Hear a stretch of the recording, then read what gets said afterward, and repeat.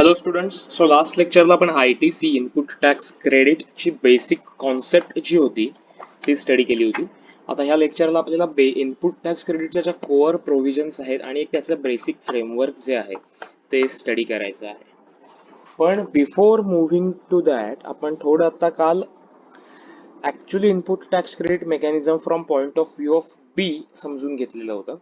So आता आपण थोडं रिटर्न्सच्या फॉर्मॅट्स काय होते आणि त्या रिटर्न्सचे फॉर्मॅट कसे होते आणि त्याच्यातून आपल्याला ऍक्च्युली ITC त्यांनी कसं लिंकिंग केलेलं होतं तुम्हाला थोडक्यात ब्रीफ मध्ये सांगतो. आता एक गोष्ट अशी आहे की जी तुम्हाला मी आता रिटर्नची स्कीम सांगणार आहे ती प्रत्यक्षात अस्तित्वात नाहीये.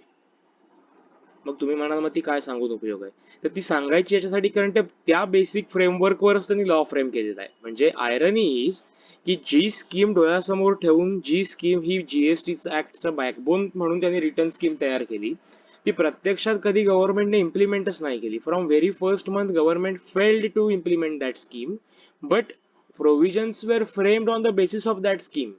त्याच्यामुळे ती बेसिक काय स्ट्रक्चर होते आपल्याला समजून घ्यायचं. Okay, so in simple language आपण आउटपुट टॅक्स पे करणार कशावरती? आउटवर्ड सप्लाय वरती. करेक्ट.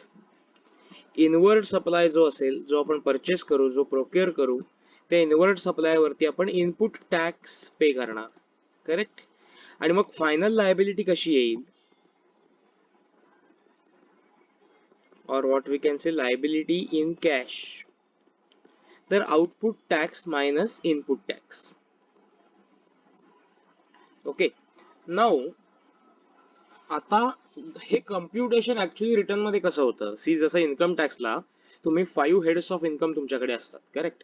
सो तुम्ही ते हेड स्टँडर्ड इन्कम कम्प्युट करता. लाईक समजा इन्कम फ्रॉम हाऊस प्रॉपर्टी असेल, then your PGBP is there, then your capital gains or capital losses are there, then income from other sources ज्याला आपण IFOS असं म्हणतो. हे सगळं तुम्ही काढता. मग तुमच्याकडे येतं ग्रॉस टोटल इन्कम. ओके, त्यातनं तुम्ही कुठेतरी डिडक्शन्स लेस करता. अंडर 80C असेल, 80D असेल, थोडक्यातला चॅप्टर 6A डिडक्शन्स असं आपण म्हणतो. ठीक आहे. सो ते डिडक्शन्स मायनस करून मग काय येतं, मग तुमचं टोटल इन्कम येतं. मग तुम्ही या टोटल इन्कम वरती एकतर सरचार्ज लावता किंवा एक रिबेट अंडर सेक्शन 81A नावाची कॉन्सेप्ट असते. हे एकत्र नसतं कधी, पण मी तुम्हाला सांगतोय की जनरल काय काय स्टेप्स घेतल्या जातात. सो एक 87A ची रिबेट नावाची स्टेप असते. त्याच्यानंतर तुम्ही मग ऍडव्हान्स टॅक्स किंवा TDS जे काय असेल तो मायनस करता. देन तुम्ही जी काय अमाऊंट आहे त्याच्यावर, आता हे मे बी माझ्या स्टेप चुकत असतील ना, त्याच्याकडे कॉन्सन्ट्रेट करू नका. मग तुम्ही त्याच्यावर education cess and secondary and higher secondary education cess लावता. ओके, सो असं सगळं करून तुमचा फायनली येतो टॅक्स पेएबल. या माझ्या स्टेप्स इन्कम टॅक्सच्या चुकल्या असतील, त्याच्यावर तुम्ही फोकस करू नका. ठीक आहे. सो अशा पद्धतीने तुम्ही वर्किंग करता. आता तुम्ही जर इन्कम टॅक्सचा रिटर्न फॉर्म बघितला ITR 1, 2, 3, तर ते याच फॉर्मॅट्स मध्ये असतात की तुम्ही 5 हेड्स ऑफ इन्कमच्या अंडर इन्कम रिपोर्ट करता. मग तुम्ही ग्रॉस टोटल इन्कमची डिडक्शन्स टाकता. मग तुम्हाला टोटल इन्कम मिळतं. मग त्याच्यात सरचार्ज TDS डिडक्शन्स घेतली जातात. मग सेस ऍड केला जातो आणि मग तुमचा final tax computable tax payable जी अमाऊंट आहे ती येते. आता GST मध्ये हे कम्प्युटेशन कसं होईल, हे सगळं झालं इन्कम टॅक्स. सो आता आपण हे टाइम बिंग बाजूला ठेवूया. GST मध्ये कम्प्युटेशन कसं होणार? GST मध्ये कम्प्युटेशन हे आता सांगितलं असंच होणार की आउटवर्ड सप्लायवरचा टॅक्स कम्प्युट केला जाईल. इनपुट टॅक्स क्रेडिट तुमचं किती आहे त्याच्यात सगळ्या कंडिशन्स हे करून त्यातल्या जेवढं आपल्याला अलाउ करता येईल तेवढं अलाउ करून ते कम्प्युट केले जाईल. मग ते मायनस करून उरलेली अमाऊंट जी आहे ती फायनल लायबिलिटी इन कॅश म्हणून अज्युम केली जाईल. ठीक आहे. सो ही बेसिकली कॅल्क्युलेशन टॅक्स ह्या पद्धतीने केलं जातं GST मध्ये. त्यामुळे तुम्हाला कधीही GST पेएबल काढायचं तर तुम्हाला 2 स्टेप मध्ये वर्किंग करायचंय. Step first is compute output tax payable, step 2 compute input tax credit, आणि मग step 3 compute liability to be paid in cash. Okay, आता हे सगळं करत असताना गव्हर्नमेंटने काय केलं की रिटर्नचे जे फॉर्म होते ते त्यांनी एक नाही ठेवले. ठीक आहे, जी बेसिक स्कीम गव्हर्नमेंटला इम्प्लिमेंट करायची होती त्यांनी 3 प्रकारचे फॉर्म डिझाईन केले. First was GSTR1, second was GSTR2, and third was GSTR3. Now this GSTR1 was related to outward supply disclosing output tax. This GSTR2 was relating to inward supply relating to input tax, and GSTR3 was final liability in cash, that is 1 minus 2. Okay. आता ह्या GSTR1 आणि 2 बरोबर त्यांनी आणखीन returns आणले, GSTR1A and GSTR2A. आता ही 1A 2A 3 आणि इथे 3B नावाचं रिटर्न आहे. ओके, सो हे काय स्कीम होती ती आता आपण समजून घेऊया. सो आपण हा जे काही एक्झाम्पल घेतलं होतं ह्याच कॉन्टेक्स्ट मध्ये समजून घेऊया. नीट लक्ष द्या, ही कॉन्सेप्ट जी आहे ना, ही तुम्हाला जर आता बेसिक मॅचिंग प्रिन्सिपल काय ते कळलं ना, तर तुम्हाला समजून घेण्यासाठी सोपं पडेल आणि हे फाउंडेशन आहे.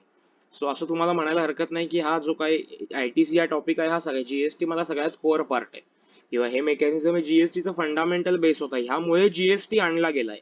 ठीक आहे, सो नीट काळजीपूर्वक समजून घ्या. ए ने सप्लाय केलाय कुणाला? बी ला, आणि बी ने सप्लाय केलाय सी ला. सो B2C हा जो बी ने सी ला सप्लाय केलेला आहे हा कोणाचा आउटवर्ड सप्लाय आहे? बी चा. आणि ए ने केलेला हा बी साठी इनवर्ड सप्लाय आहे. Now GSTR1 is outward supply return. So काय व्हायचं की ए त्याच्या GSTR1 मध्ये आउटवर्ड सप्लायचे डिटेल्स द्यायचा. तर हे तुम्हाला रिटर्न्स टॉपिकचाही बऱ्यापैकी भाग इथेच येतो. So GSTR1 is outward supply return म्हणजे काय, तर थोडक्यात मी काय सप्लाय करतो, मी जो काय सेल करतो तो सगळा मी GSTR1 मध्ये रिपोर्ट करतो इनव्हॉइस लेवलला. ओके, आता ह्याच्यामध्ये पुन्हा दोन ट्रान्झॅक्शनचे प्रकार येतात, ते मी तुम्हाला रिटर्न शिकवताना शिकवेनच. एक आहे B2B आणि एक आहे B2C. B2B म्हणजे काय, तर GSTIN to GSTIN and B2C means GSTIN to unregistered. So B2B म्हणजे business to business no, business to consumer no. For GST B2B means registered to registered and B2C means registered to unregistered. Okay, so हे just तुम्हाला एक सांगून ठेवलं की returns मध्ये तुम्हाला काय रिपोर्ट करायचंय. रिटर्न्स मध्ये आपण हे पुन्हा बघणार आहोत इन डिटेल मध्ये. सो त्यांनी कसं मेकॅनिझम ठेवलं होतं की ओके, ए ने एक इनव्हॉइस प्रिपेअर केले 10,000 रुपीजचं. सो ए जेव्हा GSTR1 भरेल तेव्हा तो हे टॅक्स इनव्हॉइस सांगेल की okay, GST of recipient of B is so and so, taxable amount is rupees 10,000, CGST is 900, SGST is 900, and so that. This GSTR1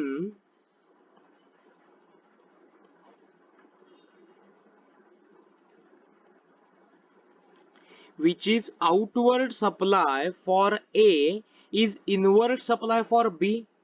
so B कडे एक रिटर्न होता GSTR2A. सो GSTR2A मध्ये हे invoice जे आहे ते ऑटो रिफ्लेक्ट होतं. So एक GSTN ची खासियत आहे की जर का ए ने इनव्हॉइस एंटर केलं की ओके, मी बी ला सप्लाय केलेला आहे, invoice number so and so, invoice सगळे डिटेल्स एंटर केले आणि टॅक्सेबल व्हॅल्यू CGST SGST, की ते इनव्हॉइस बी च्या GSTR2A मध्ये रिफ्लेक्ट होतं. GSTR2 हा इनपुट टॅक्सचा रिटर्न आहे, तसा GSTR2A A for auto populated. So GSTR2A is reflection of input tax credit.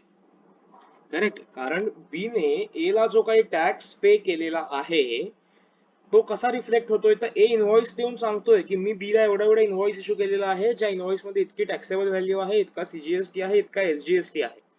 आणि हे इनव्हॉइस ज्या वेळेला ए त्याच्या GSTR1 मध्ये एंटर करेल ते ऑटोमॅटिकली रिफ्लेक्ट होईल बी च्या GSTR2A नावाच्या रिटर्न मध्ये.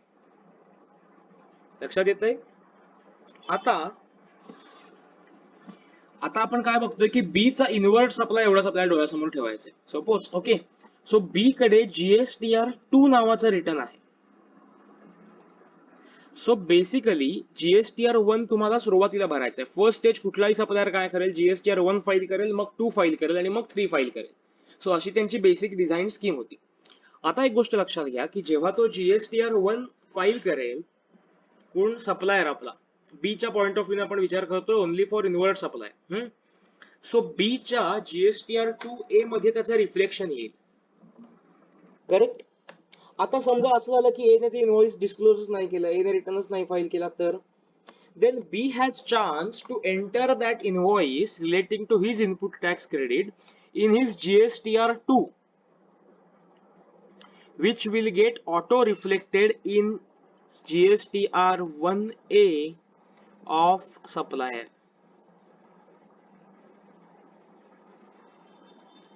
ओके, लक्षात येते का बघा.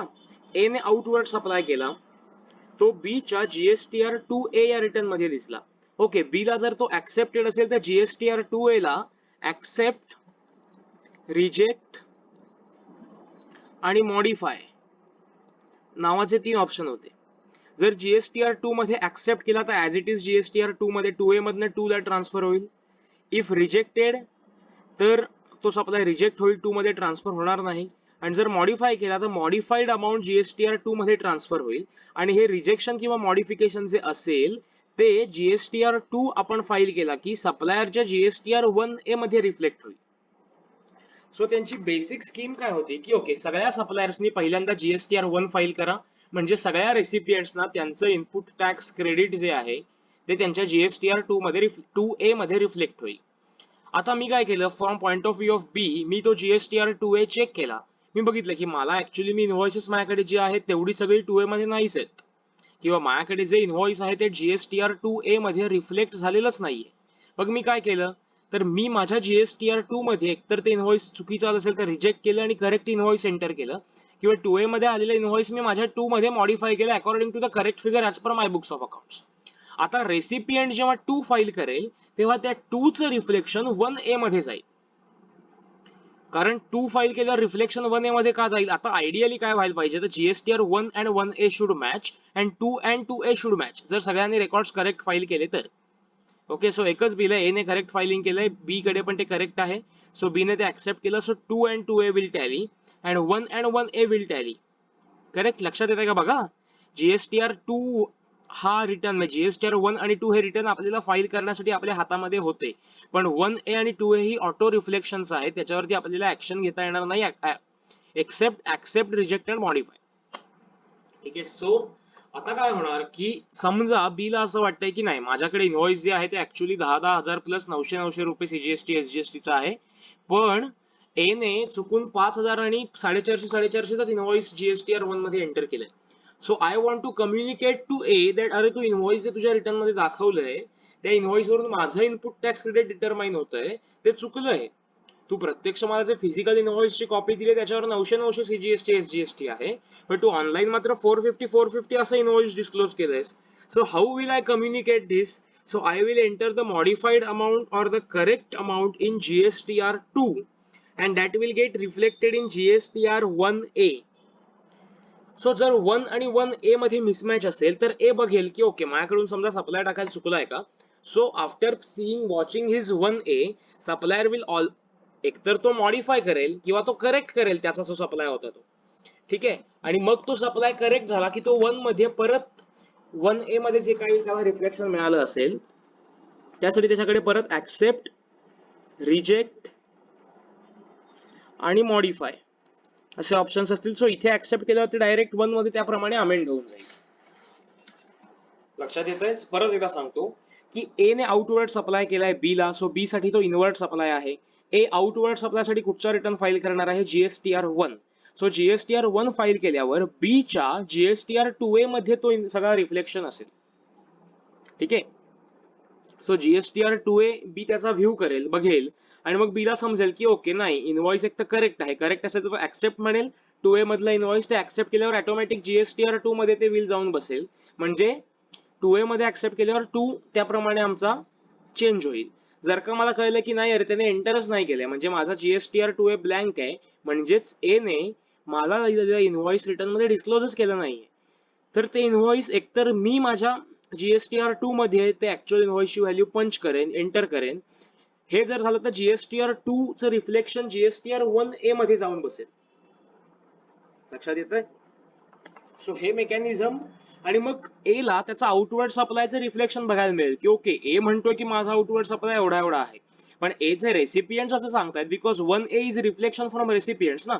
सो ए चे रेसिपियंट्स असं सांगता आहेत की अरे तुम्ही जे सांगताय तसं आउटवर्ड सप्लाय नाहीये, तुमचा आउटवर्ड सप्लाय एवढा एवढा असायला हवा होता, पण तुम्ही मात्र काहीतरी वेगळाच सप्लाय तुमच्या 1 मध्ये रिफ्लेक्ट केलेला आहे. ओके, याला लक्षात आलं की माझी चूक झाली होती, मी ती मॉडिफिकेशन्स ऍक्सेप्ट केली, अकॉर्डिंगली माझा जीएसटीआर 1 जो आहे तो चेंज करून घेतला. सो फायनली काय झालं, 1 आणि 2 आणि 1A आणि 2A हे दोन टॅली झाले पाहिजेत. ठीक आहे. सो मी जो आउटवर्ड सप्लाय म्हणतोय तोच समोरच्याला पण इनवर्ड सप्लाय म्हणून दिसला पाहिजे आणि तेवढाच दिसला पाहिजे जेवढा मी तुला इनव्हॉइस प्रत्यक्ष दिलेला आहे. सो हे टॅली झालं की ऑटोमॅटिकली जो जीएसटीआर 3 नावाचा रिटर्न आहे कोण भरणार आहे, बी भरणार आहे. ओके, आता बीच्या पॉइंट ऑफ व्ह्यू तुम्ही इनवर्ड सप्लाय स्टडी केला. आता सिमिलरली बी त्याचा जीएसटीआर 1 फाईल करेल. बी चा आउटवर्ड सप्लाय कोणाला आहे, बी ने सी ला सप्लाय केलाय. सो हा सप्लाय डिस्क्लोज करण्यासाठी जीएसटीआर 1 कोण प्रिपेअर करेल, बी प्रिपेअर करेल. आता काय होईल, जीएसटीआर 3 जो तयार होणार आहे तो ऑटोमॅटिक तयार होईल बी च्या जीएसटी पोर्टल वरती.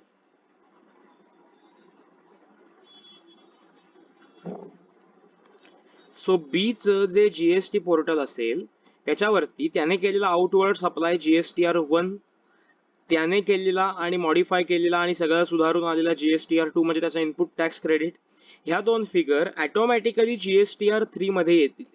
And GSTR 3 is just a computational return which will offset the liability, output tax, CGST, SGST, IGST, UTGST, whatever, minus input tax आणि फायनल कॅश. ही कॅश तुम्ही इथे पे करायची आहे रिटर्न मध्ये and then GSTR 3 will be filed. So असं एक mechanism जे ट्रान्सपरन्सी आणेल असं गव्हर्नमेंटला क्रिएट करायचं होतं की ओके, प्रत्येक सप्लायरने महिन्याच्या 10 तारखेला जीएसटीआर 1 फाईल करायचे. हे 1 फाईल केले की ऑटोमॅटिकली 2A मध्ये त्याचं रिफ्लेक्शन जाऊन पडेल.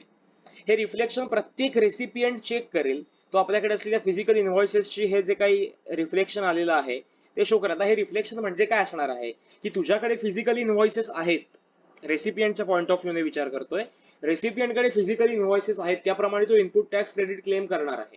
पण प्रत्यक्ष रिटर्नला सप्लायरने तेवढीच अमाऊंट दाखवली आहे का? म्हणजे मी असं म्हणतोय की मी गव्हर्नमेंटला सप्लायरच्या रूट थ्रू 900 रुपये इनपुट टॅक्स पे केलेला आहे. पण प्रत्यक्ष सप्लायर पण तसंच म्हणतोय का? सप्लायरने ते इनव्हॉइस शो केलेला आहे का त्याच्या रिटर्न्स मध्ये? का सप्लायरने ते इनव्हॉइस डिस्क्लोजच केलं नाहीये, सप्लायर ते इनव्हॉइस सप्रेस करतोय, व्हॉट एव्हर. सो हे सगळ्या रेसिपियंटने बघा तुमचा जीएसटीआर 2A बघा. ओके, तुम्हाला ते लक्षात आलं की अरे हा हे चुकल्या घ्यायला किंवा सप्लायर चुकल्या. सो सप्लायर तुम्ही कम्युनिकेट करा. कसं कम्युनिकेट करा? तुमच्याकडे जीएसटीआर 2 आहे, ज्या जीएसटीआर 2 नावाच्या रिटर्न मध्ये तुम्ही करेक्ट डेटा जो आहे तो एंटर करू शकता की ओके माझ्या अँगलने हा डाटा परफेक्ट आहे किंवा हाच डाटा करेक्ट आहे, तो तुम्ही जीएसटीआर 2 मध्ये एंटर करा. जर मिसमॅच असतील तर हा जीएसटीआर 2 चा डाटा जो आहे तो 1A म्हणून सप्लायरकडे परत रिफ्लेक्ट होईल. सप्लायर परत त्याच्या पोर्टलवर ओपन करून बघेल की अरे नाही, माझं म्हणणं आहे की मी एवढा एवढा आउटवर्ड सप्लाय केलाय, पण रेसिपियंट म्हणतात की त्यांच्या इनवर्ड सप्लायचं रेकॉर्ड काहीतरी वेगळंच आहे. सो ते त्यांच्या इनवर्ड सप्लाय प्रमाणे त्यांनी मला रिफ्लेक्ट केलंय की त्यांचा इनवर्ड सप्लाय हा A चा आउटवर्ड सप्लाय आहे. सो हे परत चेक करेल की त्याचं काही चुकलंय का. जर चुकलं असेल तर तो त्याचा जीएसटीआर 1 जो आहे तो मॉडिफाय करेल तेवढ्या अमाऊंट आणि परत जीएसटीआर 1 जो आहे तो सबमिट करेल. ठीक आहे, ही प्रोसेस झाली की आयडियली काय व्हायला पाहिजे की ह्याचा जीएसटीआर 1 आणि ह्याचा जीएसटीआर 2 हे टॅली झाले पाहिजे. म्हणजे ह्याचा आउटवर्ड सप्लाय तेवढाच ह्याचा इनवर्ड सप्लाय असला पाहिजे. ह्याने जेवढा आउटपुट टॅक्स गव्हर्नमेंटला पे केलाय तेवढाच ह्याला इनपुट टॅक्स ह्याने दाखवलेला असला पाहिजे. सो हे ओके झालं की तुमचा जीएसटीआर 3 हा जो रिटर्न आहे हा जीएसटीआर 1 मधनं आउटपुट टॅक्स. आता हा जीएसटीआर 1 कोणाचा? बी चा. सी ए चा जीएसटीआर 1 म्हणजे आमचं इनपुट टॅक्स क्रेडिट आहे. सो आता बी ने जो काही आउटवर्ड सप्लाय केलाय तो जीएसटीआर 1 बी च्या जीएसटीआर 1 मधनं फेच करेल. इनपुट टॅक्स क्रेडिटचे डिटेल्स जे फायनल झालेले असतील after amendments and communication for mismatches ते जीएसटीआर 2 मधनं कॅल्क्युलेट करेल आणि जीएसटीआर 3 हा जो रिटर्न आहे तो कॅश मध्ये किती लायबिलिटी येते हे कम्प्युट करेल. सो ही एक स्कीम गव्हर्नमेंटने आणलेली होती. सो इथे इनव्हॉइस टू इनव्हॉइस मॅचिंग गव्हर्नमेंटने केलं होतं B2B इनव्हॉइसेस, म्हणजे जिथे रजिस्टर्ड, कारण अनरजिस्टर्ड माणूस इनपुट टॅक्स क्रेडिट क्लेमच करत नाही ना. सो त्या केसमध्ये इनव्हॉइस लेवलला डेटा एंटर करून काही उपयोग नाहीये. अदरवाईज गव्हर्नमेंट आता काय सांगते की जिथे registered entity to another registered entity supply केला जातो त्या ठिकाणी तुम्ही इनव्हॉइस लेवलला डाटा जो आहे तो एंटर करायचा आहे. So that input tax credit माझं सेलचं इनव्हॉइस आणि त्याचं इनपुट टॅक्स क्रेडिट हे मॅचच झालं पाहिजे. करेक्ट. सो हे इनव्हॉइस लेव्हलला मॅचिंग आहे, ह्याच्यामुळे ट्रान्सपरन्सी वाढते. जे ब्लॅक मनी रिलेटेड बिझनेसेस करतात ते ऑटोमॅटिकली कमी होतात, because each and every invoices is reported and your recipient is going to claim. समजा सप्लायरने काय केलं, म्हणजे ट्रान्सपरन्सीसाठी काय आवश्यक होतं, समजा सप्लायरने जीएसटी भरायचाच नाही ठरवलं. सप्लायर म्हणला की मी 10,000 रुपये आणि तुझ्याकडून 900 रुपये जीएसटी कलेक्ट केलेला आहे, पण मी गव्हर्नमेंटला भरणारच नाहीये, मी तो इव्हेड करतोय. गव्हर्नमेंटला ऑटोमॅटिक रेकॉर्ड मिळते त्याच्या जीएसटीआर 1A मधनं की अरे तू म्हणतोस तुझा सप्लाय नाहीये, पण तुझे रेसिपियंट म्हणतात की तू सप्लाय त्यांना केलायस. मग असं कसं, हा कॉन्फ्लिक्ट कसा, ह्याचं एक्सप्लेनेशन द्या. सो ट्रान्सपरन्सीसाठी हे इनव्हॉइस लेव्हलला जे मॅचिंग केलं जात आहे हे ऍक्च्युली इम्पॉर्टंट आहे. पण काय झालं की गव्हर्नमेंटने ही स्ट्रक्चर आयडियालिस्टिक सिस्टीम जी होती ती आणली, आणि जी आयडियालिस्टिक सिस्टीम गव्हर्नमेंटला पेलली नाही. कारण इंडिया ही जी कंट्री आहे एकतर second largest population country in the world. So population large आहे, त्याच्यामुळे ऑटोमॅटिकली बिझनेसमन्स, ट्रेडर्स, सर्व्हिस प्रोव्हायडर्स यांची संख्याही खूप जास्त आहे. आणि यू विल नॉट बिलीव्ह, पण एकेका साध्या रत्नागिरीमध्ये राहणाऱ्या सप्लायरची सुद्धा जर डिस्ट्रीब्युटरशिप किंवा अशी हे असेल तर महिना 1,000-2,000 बिलं होऊ शकतात. मग ही 2,000 बिल्स कुठेतरी ऑनलाईन अपलोड करायची, असे 1.25 करोड लोक इंडियामध्ये आहेत जे रजिस्टर्ड आहेत. सो हा सगळा जो इनव्हॉइसिंगचा आणि हा जो सगळा काय म्हणतो, हे जे आयडियालिस्टिक मेकॅनिझम त्यांनी मांडलं होतं की 10 तारखेला आम्ही 1 भरणार, मग 15 तारखेला सगळ्यांनी 2 भरायचे, मग 20 तारखेला सगळ्यांनी 3 भरायचे. म्हणजे समजा जुलै महिना संपला की 10 ऑगस्टला 1 भरायचा, 15 ऑगस्टला 2 भरायचा, 20 ऑगस्टला 3 भरायचा. हे सगळं मेकॅनिझम इतक्या लार्ज व्हरायटीच्या कंट्रीमध्ये आणि इतक्या लार्ज व्हॉल्यूमवर जिथे ट्रान्झॅक्शन्स होतात तिथे शक्य झालं नाही, आणि जीएसटीएन पोर्टल या बाबतीत फेल ठरलं. आणि त्याच्यामुळे ही जी त्यांनी स्कीम आणली होती की जीएसटीआर 1 मध्ये सप्लायर आउटवर्ड सप्लाय डिक्लेअर करेल, तो सप्लाय तुम्हाला 2A मध्ये रिफ्लेक्शन म्हणून बघायला मिळेल, तुम्ही 2 मध्ये तुमची इनव्हॉइसेस एंटर करू शकता, ती सप्लायरकडे रिफ्लेक्ट होतील की ओके ही तुमची आउटवर्ड सप्लाईज आहेत. सप्लायर ते मॉडिफाय करेल, त्याला वाटलं तर त्यातलं, नाही वाटलं तर रिजेक्ट करेल, आणि मग तुमचा जीएसटीआर 2 फायनल होईल. आणि मग तुमचा जीएसटीआर 3 जो आहे तो 1 मधनं आउटपुट टॅक्स, 2 मधनं इनपुट टॅक्स असं करून फायनल कॅश लायबिलिटी काढेल. So you will pay that liability and you will be filing all your returns for that month. So हे सगळं मेकॅनिझम ऍक्च्युअली गव्हर्नमेंटला पेललं नाही. सो हे जे 1A आणि हा जो 2 आहे हा कधी प्रत्यक्षात आलाच नाही. म्हणजे एकच महिना आला होता, मी स्वतः जीएसटीआर 2 भरलेले आहेत. वन ऑफ दोज काय म्हणू सीएज की ज्यांनी जीएसटीआर 2 प्रत्यक्ष भरलेले आहेत. सो मी बऱ्यापैकी क्लायंटचे जीएसटीआर 2 फाईल केलेले होते, but then suddenly portal deferred that GSTR 2 up to un unlimited date. त्यांनी काय केलं की ओके जीएसटीआर 2 हा रिटर्न्स पोर्टलवरून गायब करून टाकला, आणि त्यांनी सांगितलं की नाही, तुम्ही जीएसटीआर 2 भरणं आता मॅन्डेटरी नाहीये. सो 1A मध्ये रिफ्लेक्शन पण मॅन्डेटरी नाहीये. सो आपण ते नंतर बघू. सो आता काय चालू आहे, आता फक्त 1 आहे आणि 2A आहे. आता तुम्ही म्हणाल की इनपुट टॅक्स क्रेडिट कसं क्लेम करायचं, त्याच्याकडे आपण येणार आहोत. त्यासाठी तो 3B रिटर्न जो आहे तो आलेला आहे. ठीक आहे. सो आपण एक 2 मिनिटाचा पॉज घेऊया, आणि आपण आता हे आयडियालिस्टिक मेकॅनिझम आपण समजून घेतलंय. आता प्रॅक्टिकली मेकॅनिझम काय चालू हे आपण रिटर्न्स मधनं पुढच्या पार्टमध्ये समजून घेऊया.